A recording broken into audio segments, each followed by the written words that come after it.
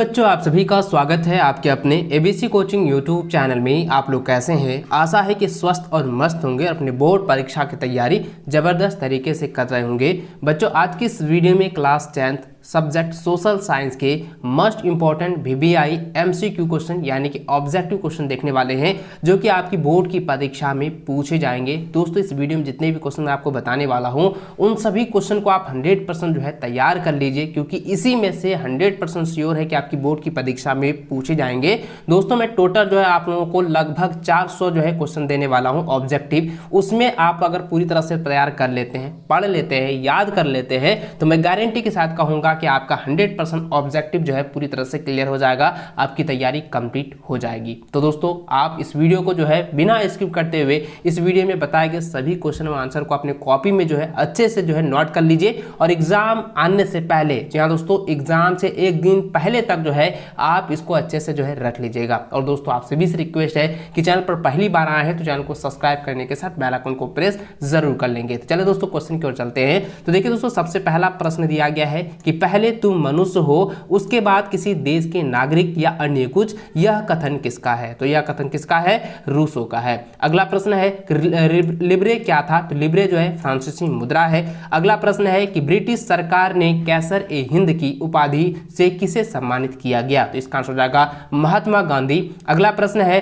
राजनीतिक गतिविधियों को कुचलने और बिना मुकदमा चलाए जेल में बंद रखने का प्रावधान किस एक्ट में था? तो इसका आंसर दोस्तों हो जाएगा रॉल एक्ट। इसको जो है ना आप अच्छे से जो है कॉपी में नोट कर लीजिए, क्योंकि यह जो है काफी VBI सब क्वेश्चन है और इसमें से 100% श्योर है कि आपकी बोर्ड की परीक्षा में प्रश्न जो है पूछे जाएंगे। अगला प्रश्न देखिए दिया गया है कि लीडर पेस्ट क्या था? तो लीडर पेस्ट जो क्या था, एक जो है संक्रामक बीमारी था, ठीक है, जिसको हम लोग पशु रोग भी कहते हैं। ठीक है, ये क्या है? लीडर पेस्ट जो है ये क्या है? पशु रोग है। ठीक है, इसको अच्छे से आप लोग कॉपी में नोट करते हुए याद कर लीजिए।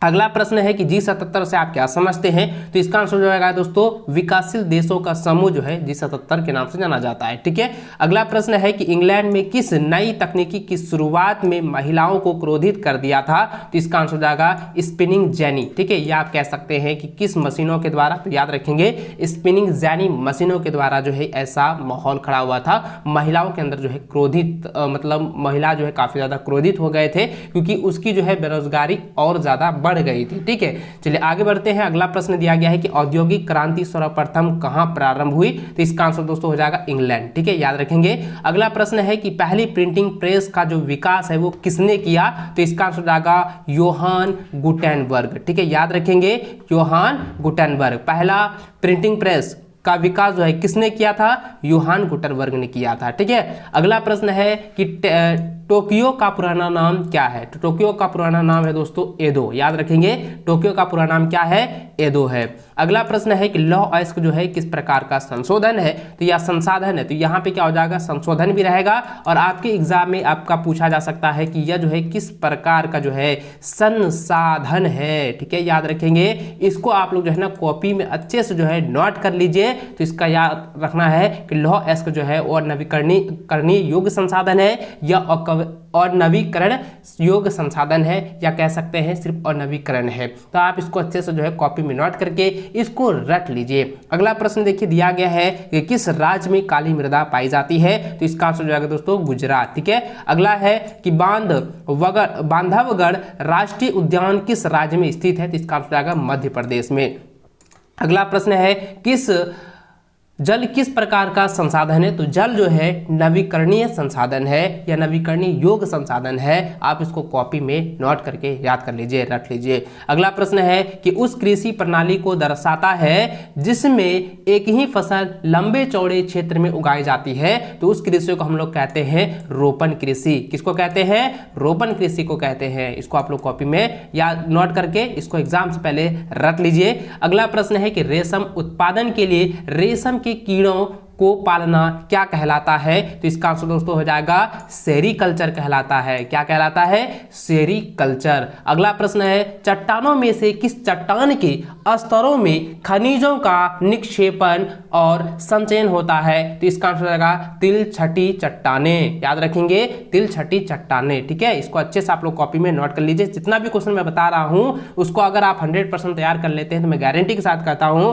कि आपकी जो सफलता है वो मैं गारंटी के साथ कर लूंगा और आप इस वर्ष जो है बोर्ड की परीक्षा में टॉपर जरूर होंगे। आपका जो है बोर्ड की परीक्षा में 400 अंक जो है कोई नहीं काट सकता है, 400 प्लस आपका अंक आएगा। ठीक है, अगला प्रश्न देखिए दिया गया है कि खनिज धातुओं को कच्चे माल के रूप में प्रयोग करने वाले उद्योग कहलाते हैं। तो इसका आंसर हो जाएगा खनिज आधारित उद्योग कहलाते हैं। क्या हो जाएगा? ऑप्शन तो इसमें दिया नहीं है, तो डायरेक्ट आपको याद रखना है। जितना भी मैं बता रहा हूं तो सबको याद रखना है, खनिज आधारित उद्योग जो है कहलाते हैं। अगला प्रश्न है, कौन सी एजेंसी जो है सार्वजनिक क्षेत्र में स्टील को बाजार में उपलब्ध कराती है? तो इसका आंसर दोस्तों हो जाएगा सेल। ठीक है, याद रखेंगे SAIL। ठीक है, SAIL होता है। ठीक है, इसको अच्छे से याद रखना, SA होता है SAIL।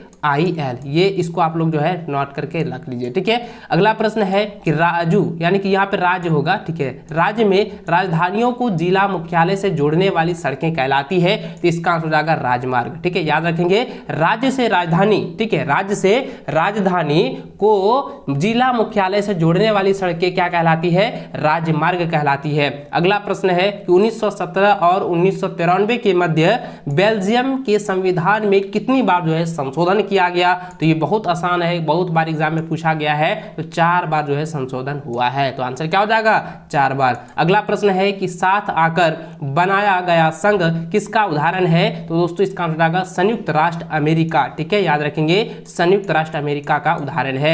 अगला प्रश्न है कि एक ऐसा समाज जिसमें सामुदायिक, सांस्कृतिक या जाति विभिन्नता अधिक गहरी नहीं होती, तो इसका आंसर जाएगा समरूप समाज जो है कहलाते हैं। तो इसका आंसर क्या हो जाएगा? समरूप समाज। इसको आप लोग जो है ना 100% रख लीजिएगा। अगला प्रश्न है कि भारतीय संविधान की प्रस्तावना में धर्मनिरपेक्ष शब्द संविधान के निम्न में से किस संशोधन द्वारा जोड़ा गया था? तो इसका आंसर आएगा 42वें संशोधन। ठीक है, याद रखेंगे। अगला प्रश्न है कि दबाव समूह के उदाहरण बताइए। तो दबाव समूह के उदाहरण क्या है? तो नर्मदा बचाओ आंदोलन है, शराब विरोधी आंदोलन है, सूचना के अधिकार का आंदोलन है। तो ये सभी क्या है? दबाव समूह के उदाहरण है। इसको आप लोग जो है लिख लीजिए। अगला प्रश्न है कि भारतीय जनता पार्टी का मुख्य प्रेरक सिद्धांत क्या है? तो इसका आंसर दोस्तों हो जाएगा सांस्कृतिक राष्ट्रवाद। क्या होगा? सांस्कृतिक राष्ट्रवाद है। भारतीय जनता पार्टी अर्थात बीजेपी का जो मुख्य प्रेरक सिद्धांत है वो सांस्कृतिक राष्ट्रवाद है। आप इसको कॉपी में जो है नोट कर लीजिए और लिख लीजिए कि हमें जो है इसको 100% जो है रट लेना है। इसको 100% आपको जो है तैयार हर हाल में कर लेनी है। अगला प्रश्न देखिए दिया गया है कि लोकतांत्रिक सरकार की उत्तरदायी होती है। तो ये जो होगा लोगों के प्रति जो है उत्तरदायी होता है। ठीक है, लोगों के प्रति। ये आपका जो है एग्जाम में जो है ऑप्शन में दिया जाएगा, लेकिन अगर आप इस तरीके से आप याद कर लेते हैं तो मैं गारंटी के साथ कहूंगा कि आप अपनी बोर्ड की परीक्षा में जो है 400 प्लस अंक लाओगे। इसे आप कोई नहीं रोक सकता है। आपकी जो सफलता है वो पूरी 100% होने वाली है। और बच्चों मैं कहना चाहूंगा कि इसका जो PDF है ना वो टेलीग्राम पर मिल जाएगा। अगर आप टेलीग्राम पर नहीं आए हैं तो टेलीग्राम का लिंक जो है डिस्क्रिप्शन में दिया गया है, जाइए टेलीग्राम में जुड़िए और वहां पे आपको जो है ये PDF जो है आपको प्रोवाइड करा दिया जाएगा। अगर आप इसका जो है पेड वाला लेना चाहेंगे तो पेड वाला में लगभग जो है 650 से ऊपर जो है सिर्फ ऑब्जेक्टिव क्वेश्चन है, तो उसका भी लिंक मैं डिस्क्रिप्शन में दे दूंगा और बता दूंगा कि कहां से आपको लेना है। चलिए दोस्तों आगे बढ़ते हैं। अगला प्रश्न देखिए 28 नंबर दिया गया है कि कौन सा एक्ट लोगों को सरकार की गतिविधियों की जानकारी पाने की शक्ति देता है? तो इसका answer Right to Information Act. ठीक है, याद रखेंगे राइट टू इंफॉर्मेशन एक्ट। अगला प्रश्न है किसी दल से निर्वाचित होने के बाद उस दल को छोड़कर, यहां पे हो जाएगा उस दल को छोड़कर, ठीक है, उस दल को छोड़कर किसी अन्य दल में चले जाने को क्या कहा जाता है? तो इसको कहा जाता है दल बदल। ठीक है, दल बदल कहा जाता है। यानी किसी एक राजनीतिक दल से वो छोड़कर निर्वाचित होने के बाद, वो निर्वाचित हो गया, उनके बाद ठीक है चुनाव के बाद जो है वह किसी दूसरे पार्टी में ज्वाइन कर लेता है तो उसको दल बदलू पार्टी कहा जाता है, या उसको कह सकते हैं कि वो दल बदल है। ठीक है, याद रखेंगे। अगला प्रश्न है कि भारतीय संसद द्वारा सूचना का अधिकार किस वर्ष पारित किया गया? तो इसका आंसर हो जाएगा 2005 को जो है यह पारित किया गया है, ठीक है, 2005 ईस्वी। अगला प्रश्न है कि सतत विकास का उद्देश्य है, तो सतत विकास का उद्देश्य क्या होता है बच्चों? कि विकास वातावरण वर्तमान के लिए, विकास जो है वर्तमान के लिए एवं आने वाली पीढ़ी दोनों के लिए होना चाहिए। यही जो है सतत पोषणीय विकास या सतत विकास का जो है मुख्य उद्देश्य है। आप इसको कॉपी में नोट कर लीजिए। अगला प्रश्न है कि जीवन प्रत्याशा का अर्थ है, तो जीवन प्रत्याशा का अर्थ होता है कि जन्म के समय व्यक्ति के जीवन की जो औसत संभावित आयु है उसी का जो अर्थ यहाँ पे जीवन प्रत्याशा को दर्शाया गया है। तो दोस्तों इसको अच्छे से याद रख लीजिए कि जीवन प्रत्याशा का अर्थ होता है जन्म के समय व्यक्ति के जीवन की औसत संभावित आयु। अगला प्रश्न है कि राष्ट्रीय ग्रामीण रोजगार गारंटी अधिनियम कितने जिलों में लागू किया? तो इसका आंसर जाएगा दोस्तों ये जो है 200 जिलों में जो है लागू किया गया है, ठीक है। इसको अच्छे से आप लोग कॉपी में नोट कर लीजिए, बार बार एग्जाम में क्वेश्चन पूछा जाता है।